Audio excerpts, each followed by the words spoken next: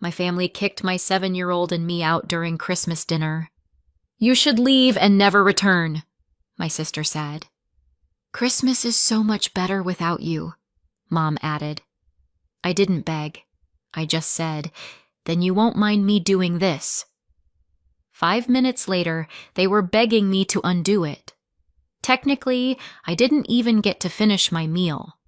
There was still gravy on my plate and a fork in my hand, hovering like it had forgotten what job it was supposed to do. My 7-year-old daughter Mia had taken 2 polite bites of her roll and was quietly counting the peas on her plate the way kids do when the air in a room gets sharp. My sister's kids bounced in their chairs and talked over each other, nobody stopping them, while Mia sat still and silent, already knowing which kids were expected to behave. Across from me, my sister Eliza was smiling like she'd been practicing it in the mirror. That special kind of smile that says, I'm being reasonable, while her eyes are saying, I'm about to ruin your life and call it boundaries. Connor, Eliza's husband, sat beside her, nodding along at nothing, the human equivalent of a screensaver. He'd been hovering around our family for years, always a little too comfortable in my parents' house, always acting like the guest room had his name on it. Connor was the kind of man who could watch a building burn down and ask where the marshmallows were. My mother dabbed the corner of her mouth with her napkin like we were at some elegant holiday dinner and not a slow-motion family car crash. My father stared at his mashed potatoes with the intensity of someone negotiating with them to become a different life. The evening had been tense from the start. Little comments, little digs. Oh, Rachel, you look tired, Mom had said the second I walked in, like fatigue was a moral failing. Eliza had glanced at Mia's dress and said, cute, very simple, as if a 7-year-old should be dressed like she was headed to a gala. Connor had asked, with a straight face, so, are you still in that phase where things are tight? I'd smiled through it. I'd done what I always do. Swallow, nod, pretend. Because it was Christmas. Because Mia was watching. Because I'd promised myself that this year would be different. And then, somewhere between the green beans and Eliza's third passive-aggressive compliment about her own centerpiece, she decided she was done pretending.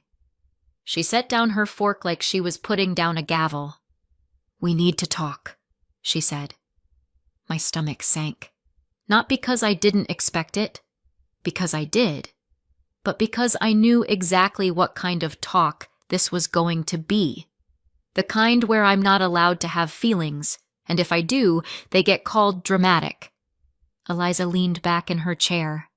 It's been a lot, and Mom and Dad agree. My father didn't look up. My mother didn't protest. Connor chewed slowly, like he'd been waiting for this course. Eliza, I said, keeping my voice even. What are you doing? She tilted her head. We've all decided you should leave, and never return. There it was, clean, practiced, like she'd rehearsed it with a ring light. Mia looked up from her peas. My mother chimed in immediately, like she couldn't bear to let Eliza have the spotlight for more than 2 seconds. Christmas is so much better without you. And she said it softly, almost kindly, like she was talking about a bad candle scent.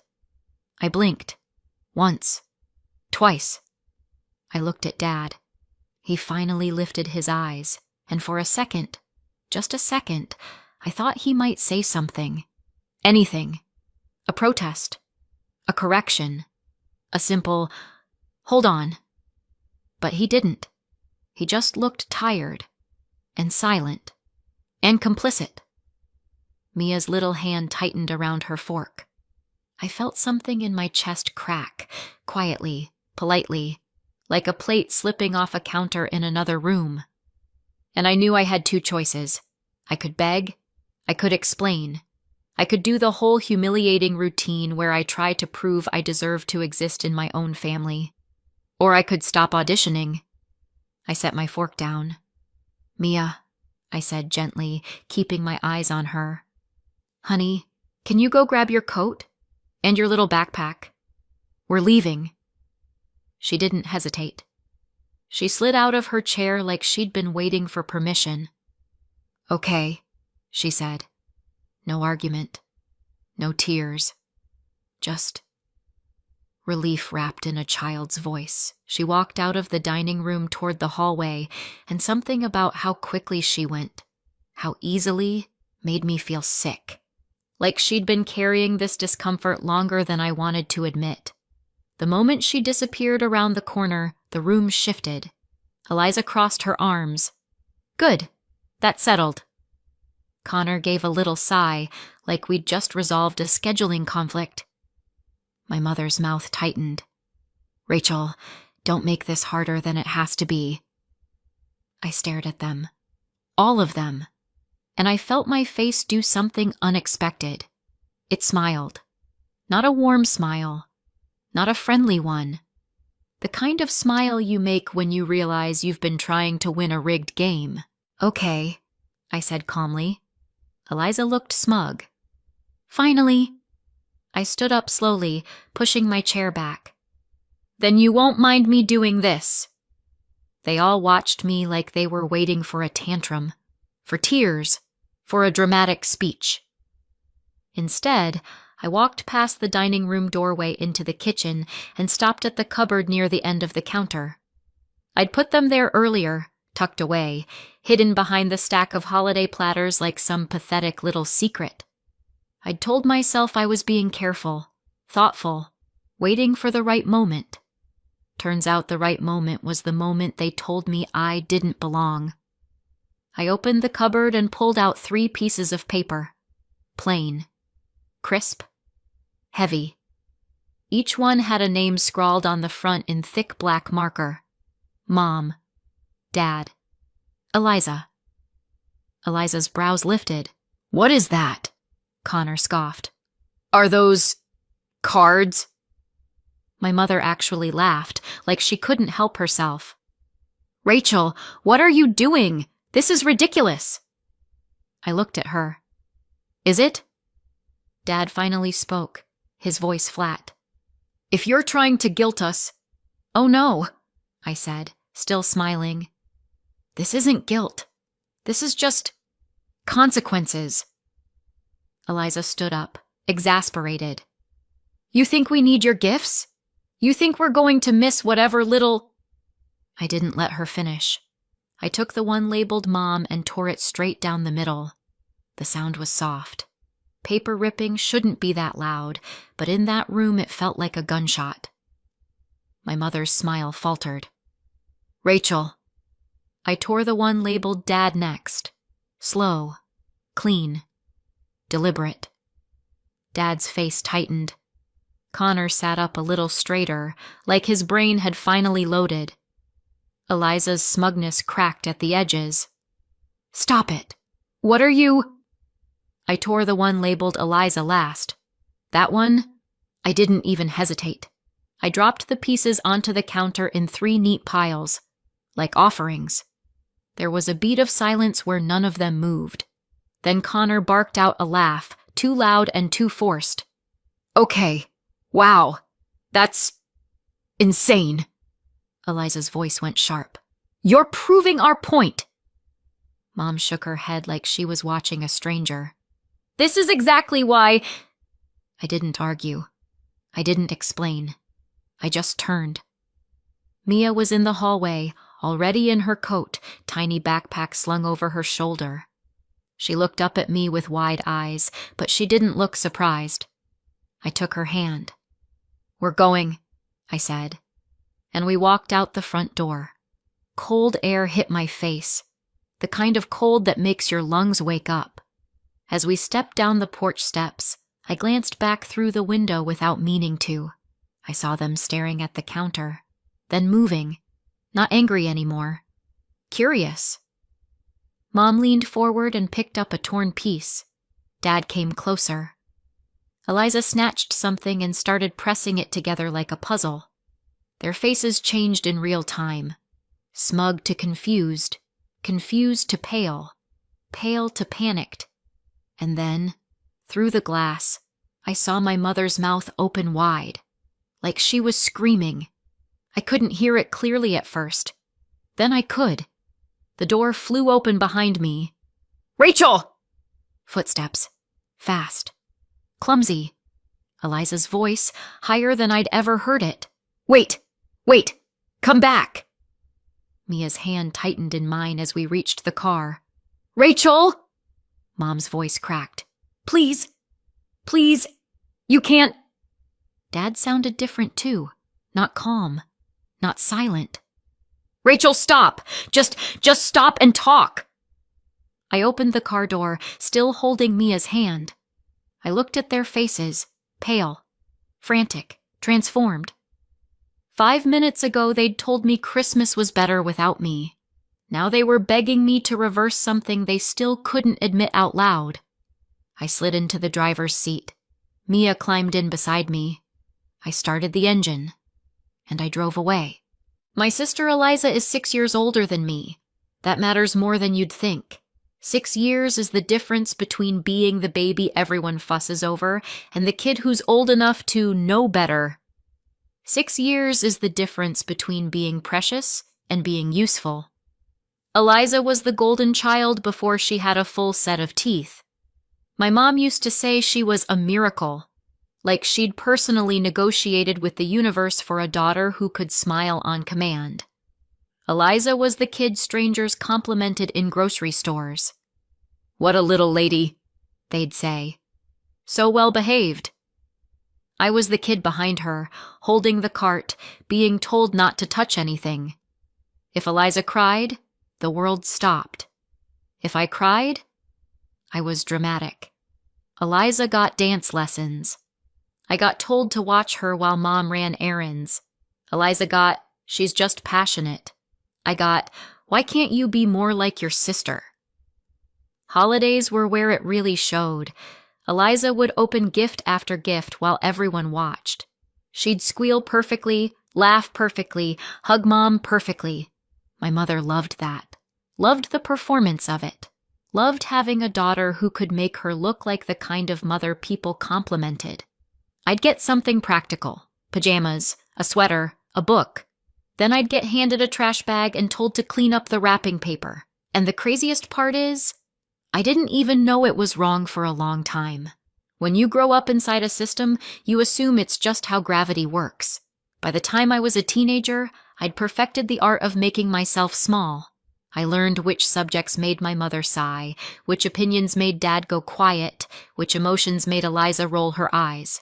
So I stopped having them. Or I stopped showing them anyway. I left for college and thought maybe distance would fix it. I thought maybe being away would make my family miss me. They didn't. They missed having someone to blame when Eliza was unhappy, but that's not the same thing. I met my husband Daniel in my mid-20s. He wasn't loud. He wasn't flashy. He was the kind of man who would quietly hand you a cup of coffee without making a big deal about it, like kindness was something you were allowed to receive without earning. On our third date, I mentioned my sister and my mom, laughing like it was normal. Daniel didn't laugh back. "That's not normal," he said. I remember staring at him like he'd spoken another language. He said it again, softer. "Rachel, that's not okay." No one had ever said that to me before. We got married a year later. My parents acted supportive in public. Eliza acted thrilled for Instagram. Connor, who was still just Eliza's boyfriend at the time, made a joke about how Daniel was brave to marry into our family. Daniel smiled politely and didn't take the bait.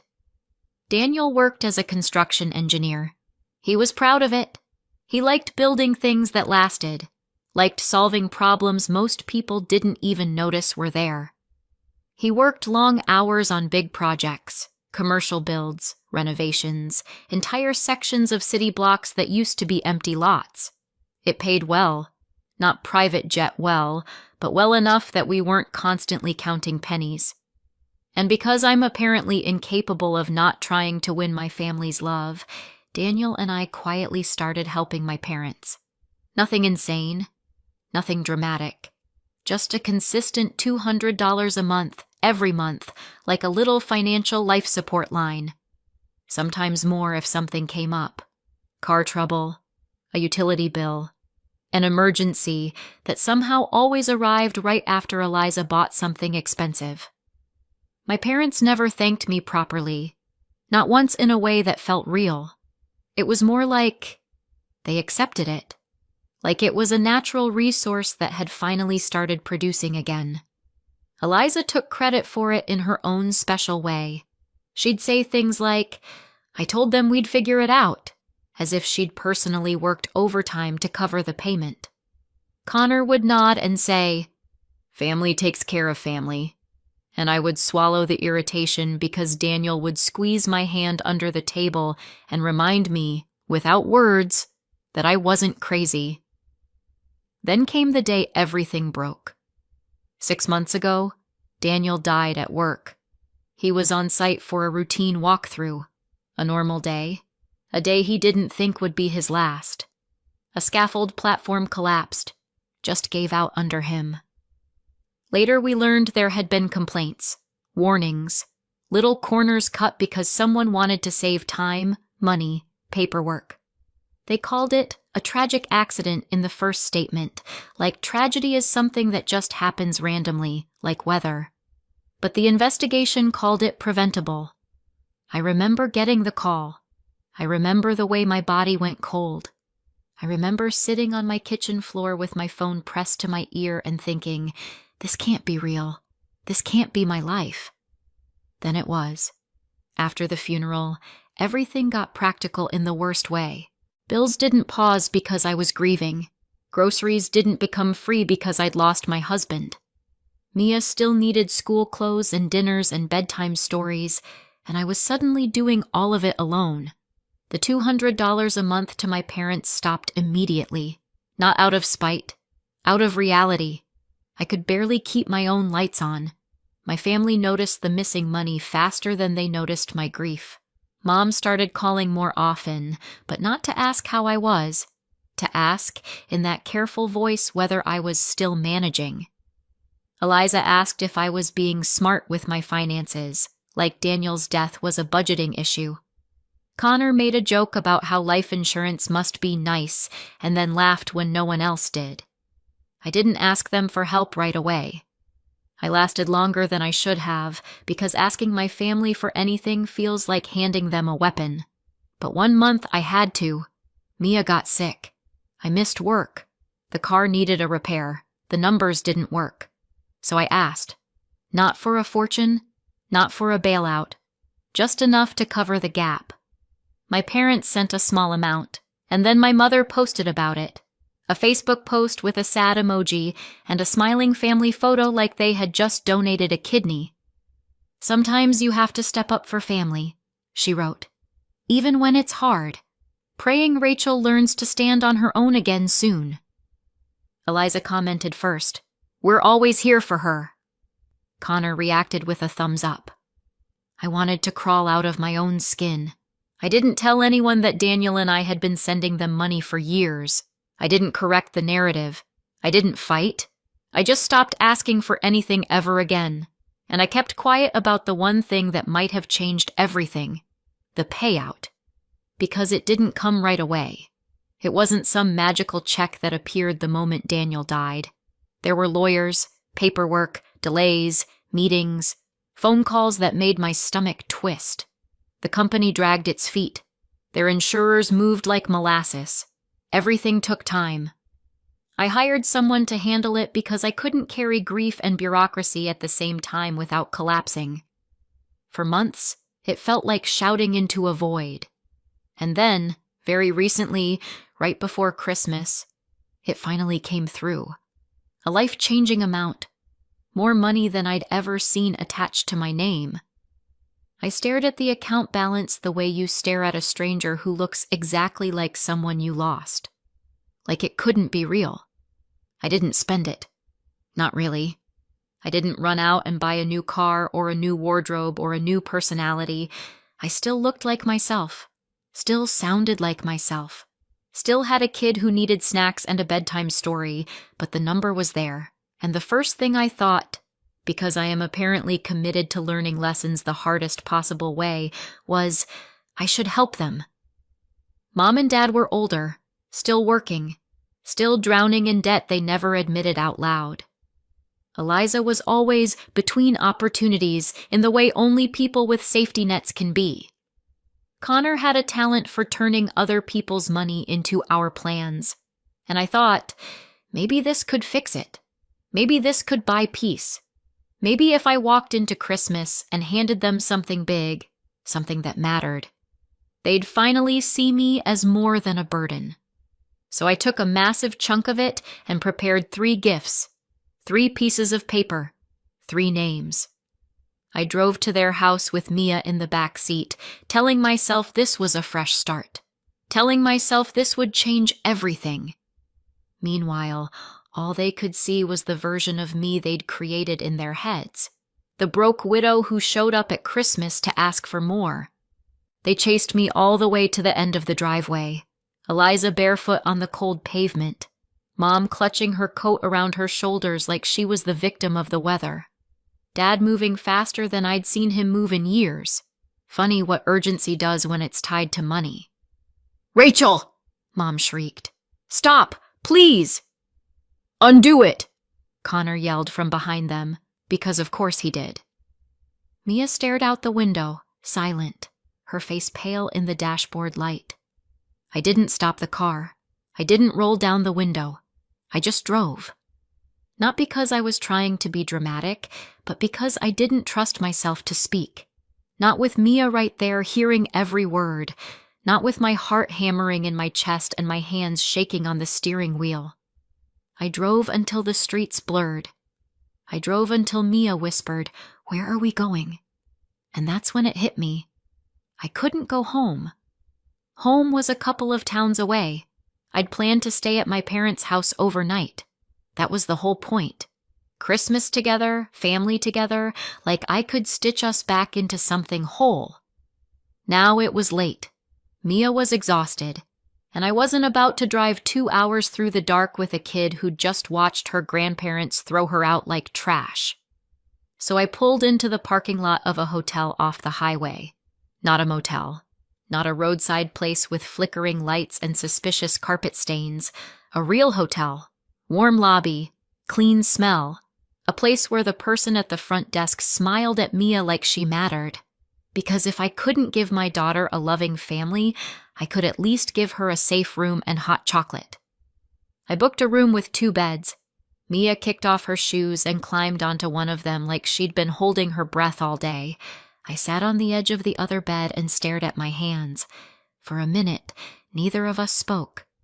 Then Mia said softly, "Grandma doesn't like me." My throat tightened. "Mia, she doesn't," Mia insisted, her voice small but sure. "She likes Eliza's kids. She always gives them the good presents. She always hugs them first." I felt a sting behind my eyes, sharp and hot. "That's not your fault." Mia shrugged like a kid who has already decided the world is unfair and is just trying to understand the rules. "It's not my fault," she repeated, like she was testing the sentence. I took her hand. "No, it's not. And you don't have to make people like you by being quiet, or good, or small." Mia looked at me like she was hearing something new. "But you do." I froze. Because she wasn't wrong. Kids don't miss much. They just don't always have the words. I swallowed hard and pulled her into my arms. "I'm sorry," I whispered into her hair. "I'm so sorry." Mia yawned, the adrenaline finally wearing off. "Can we watch a movie?" "Yes," I said, voice thick. "We can watch whatever you want." We ate vending machine snacks on the bed and watched a Christmas movie where everyone learned the true meaning of family. Mia laughed at the silly parts. I laughed too, but it came out a little broken. My phone buzzed nonstop on the nightstand. Mom, Dad, Eliza, Connor, over and over. I ignored it while Mia was awake. After she finally fell asleep, sprawled sideways across the bed like a starfish, I stared at my phone until the screen dimmed. It buzzed again. "Mom," I answered. "Rachel!" Her voice burst into my ear, too bright, too high, like she'd been crying and was trying to hide it. "Oh, finally! Where are you? Are you safe? Is Mia okay?" I almost laughed. "Now you care?" "Rachel, please," she said quickly. "We didn't mean it. You know we didn't mean it." In the background, I heard Eliza's voice, sharp, angry. "Tell her to come back." Dad's voice too, low and tense. "Put it on speaker." Mom hesitated. Then I heard the click. "Rachel," Dad said, "this is ridiculous. Come back here and fix this." Eliza cut in. "Yeah, stop acting like a martyr. You're ruining Christmas." I stared at the sleeping shape of my daughter and felt my chest go tight again. "You already ruined Christmas," I said quietly. "You told me to leave and never return, with my kid sitting right there." "We were upset," Mom said fast. "Emotions were high. You know how Eliza—" "I do," I said. "I know exactly how Eliza is, and I know exactly how you are. I came to give, not to take. I came to help you, and you treated me like I was there to beg." Eliza snapped. "You don't get to tear something like that up and walk away like it meant nothing." Dad's voice rose. "Rachel, you need to fix this. You can redo it. You can write it again. Right now." There it was. Not apology, not love. Panic. I took a breath. "No," I said. "Not tonight. Not after what you said." Mom's voice cracked. "Rachel, please." "No," I repeated, and this time it felt steady. "Good night." I ended the call and turned the phone face down. My hands were shaking, but my mind was calm in a way I hadn't felt in months. Outside, cars hissed past on the wet road. Inside, Mia slept, safe. And somewhere in my parents' house, they were staring at 3 torn pieces of paper and realizing they'd just voted themselves out of the best outcome they'd ever get. For a few days after Christmas, everything went quiet. No calls, no texts, no checking in. Not even a passive-aggressive message from Eliza with a prayer hands emoji and a threat hidden behind it. At first, the silence felt like a relief, like the world had stopped shaking long enough for me to breathe. Mia went back to her routine. School, breakfast, homework. She asked fewer questions about Grandma. She didn't mention Christmas again, which somehow hurt more than if she had. I unpacked the suitcase we'd brought for what was supposed to be a family holiday. I folded Mia's little sweater and felt my stomach twist with anger all over again. Then, on the 3rd day, I opened Facebook. And there it was, a post from Eliza. A photo of her in my parents' living room, smiling in front of the tree like she'd just won an award. Connor beside her. Mom in the background holding a mug like she was starring in a wholesome holiday commercial. The caption was long. Of course it was. It started with something about family and betrayal, and ended with something about how some people show their true colors.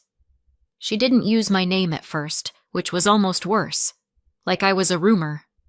Then she did.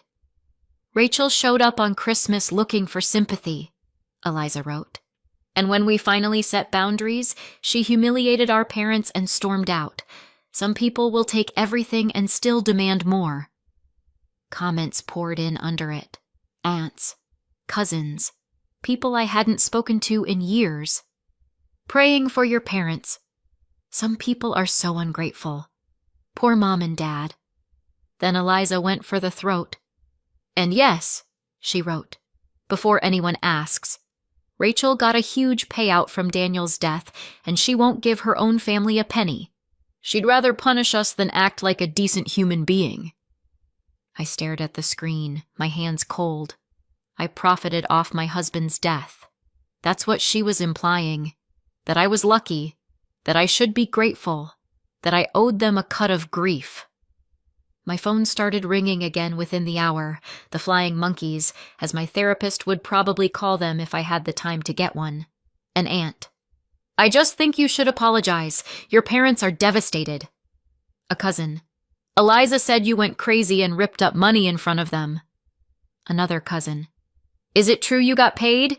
That's wild. A message from someone I barely remembered. Family is all you have. I didn't answer at first. I made Mia lunch. I helped her with a math worksheet. I watched her color a picture of a snowman and wondered what kind of adults could look at a child and decide she didn't deserve a seat at the table. By the end of the day, I was done being quiet, because quiet had never protected me. Quiet had only made me easier to blame. I opened my bank app and pulled up the transfers I'd been making for years. $200 a month. Every month. I took screenshots. Then I scrolled back to the Facebook post my mother had made after Daniel died. The one where she bragged about sending me a small amount like it was charity. I screenshot that too. Then I typed. Not a rant, not a novel, just the truth, clean and sharp. Eliza, I wrote, you told me to leave and never return on Christmas, in front of my 7-year-old. Mom agreed. Dad stayed silent. Then I posted the receipts. Years of monthly payments, quiet help I never bragged about. And right beneath it, my mother's old post, her sad emoji, her stepping up for family, her little implication that I was irresponsible. Here's what family looked like before Daniel died, I wrote. We supported Mom and Dad every month for years. I never posted about it. I never asked for applause. Here's what happened the one time I needed help. They posted about it like I'd robbed them. And for the record, I added, I didn't storm out. I left when my parents and sister told me Christmas was better without me in front of my 7-year-old daughter. I hit post. Then I turned off my phone and went to sit with Mia on the couch while she watched cartoons. It didn't take long. Within an hour, people started commenting on Eliza's post differently. Wait, you were sending them money?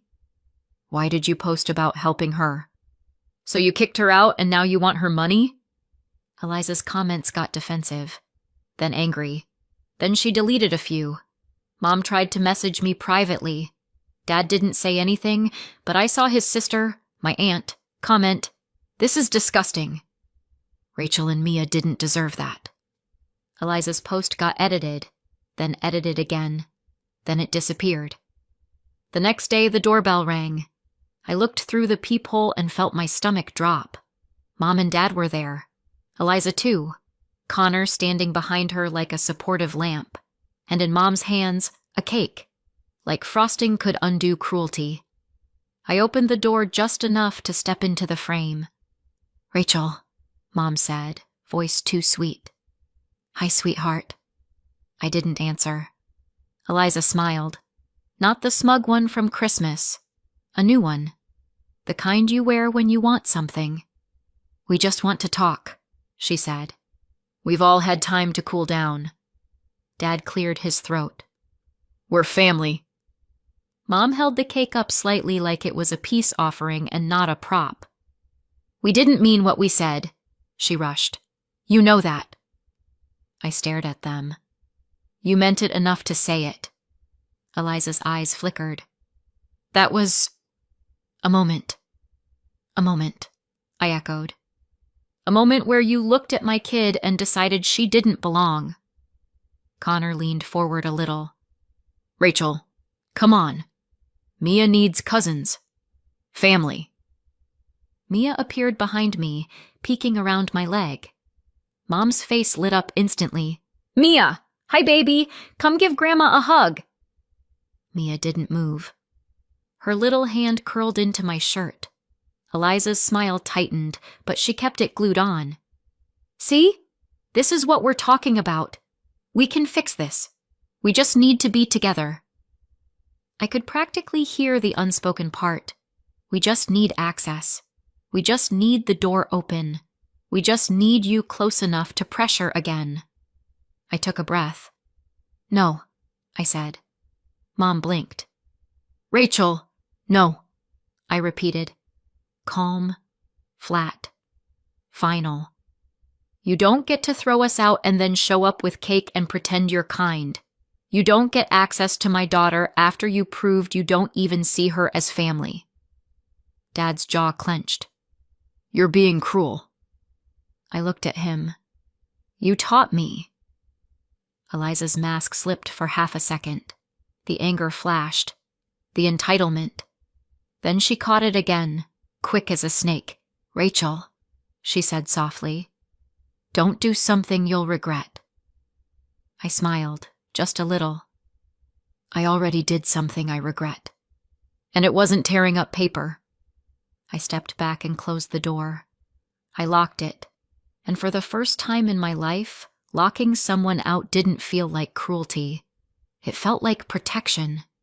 About 8 months have passed since that Christmas, long enough for the noise to fade, long enough for the truth to settle into places that can't be argued with anymore. The settlement was $2 million. I never said it out loud back then because it didn't feel real, and because I knew the moment I did, it would stop being about grief and start being about entitlement. I had planned to give my family around $500,000 of it, enough to pay off my parents' mortgage and debts, enough for them to retire without panic, enough to give Eliza a clean reset instead of another scramble. They didn't get a single dollar. Instead, I bought a modest house outright. Nothing flashy, just solid, quiet, ours. Most of the money went straight into long-term savings and conservative investments. Mia has a college fund now, a trust, and an emergency cushion so her future never depends on people who decide her worth based on convenience. Money didn't erase the grief. I wish it worked like that. Daniel is still gone. Some mornings still hit hard. Mia still asks about her dad in small, sideways ways, questions at bedtime, pauses where she expects someone to answer. The difference is that the grief isn't tangled up with fear anymore. We're sad, but we're safe. Mia doesn't ask about Grandma now. She doesn't wonder why she wasn't wanted. She laughs more. She sleeps better. She knows this house is hers. Through the grapevine, I've heard what happened to them. My parents sold the house. Retirement fell apart. Relationships fractured. And the part that really broke them wasn't just the money, it was knowing exactly how close they were. They've told people, complained about it, replayed it, that $500,000 haunts them. I thought keeping the money might haunt me too. It doesn't. What would have haunted me is teaching my daughter that cruelty deserves rewards. I still grieve the family I hoped I had, but I chose my child's safety over approval, and that choice finally chose me back. So tell me, did I go too far or not far enough? Let me know in the comments and subscribe for more.